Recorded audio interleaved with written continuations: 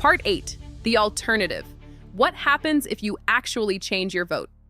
If all Australians knew how Australian politics is rigged to benefit big business more than anyone else, it would change the way we all voted forever.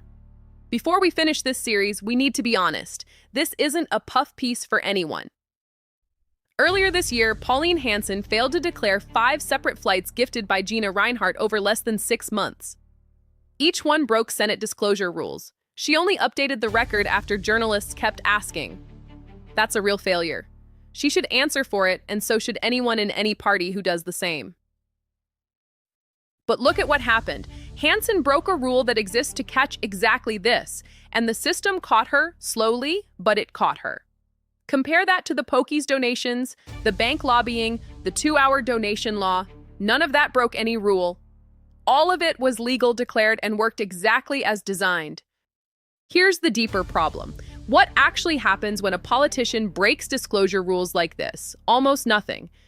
The standard outcome is simply correcting the record, late, no real penalty.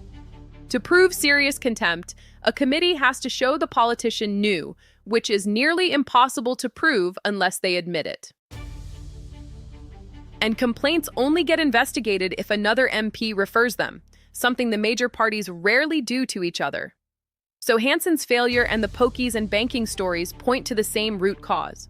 Australia's system was never built with real accountability. Legal loopholes on one side, toothless enforcement on the other. Nobody pays a real price, no matter who you vote for.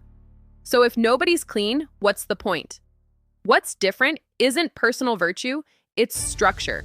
Labor took in around $161 million last cycle. The coalition, around $221 million, both built on decades of relationships with major donors, who give to both sides to guarantee access regardless of who wins. One Nation's recorded donations since 2014 total around $700,000, a fraction of 1 year's major party fundraising. Their own campaign messaging is blunt, no big corporate donor base, reliant on small donations from ordinary people.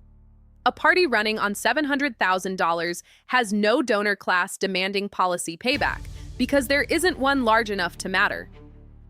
Polling shows rising support for One Nation, though untested yet at a full federal election. The next real test is the South Australian election in March. A genuine chance for a party outside the duopoly to break through in numbers that matter. That only happens if enough Australians understand what we've shown you across this series. Pokies reform gutted the moment money arrived. A banking royal commission delayed for years. A donation law rewritten by both major parties together in 2 hours. And underneath it all, a system with almost no real accountability for anyone. None of that changes by accident. It changes when enough people vote differently, on purpose. We're not asking you to believe any party is perfect. We just showed you Hanson broke a rule and got caught. That's real. But now you know what the two parties who've run this country for decades have been doing, undetected for years. Donations, lobbying, laws written to protect their own funding, sold to you as reform. If you voted the same way your whole life, believing you were choosing between genuinely different futures, you've now seen 8 examples showing that belief doesn't hold up. You don't have to agree with every One Nation position to understand the point. Democracy needs real competition from parties that don't owe their existence to the same donor class. The game was rigged. Now you know how. What you do with that is up to you. Follow us on YouTube, Facebook, and X at Let's Keep It Real 2026.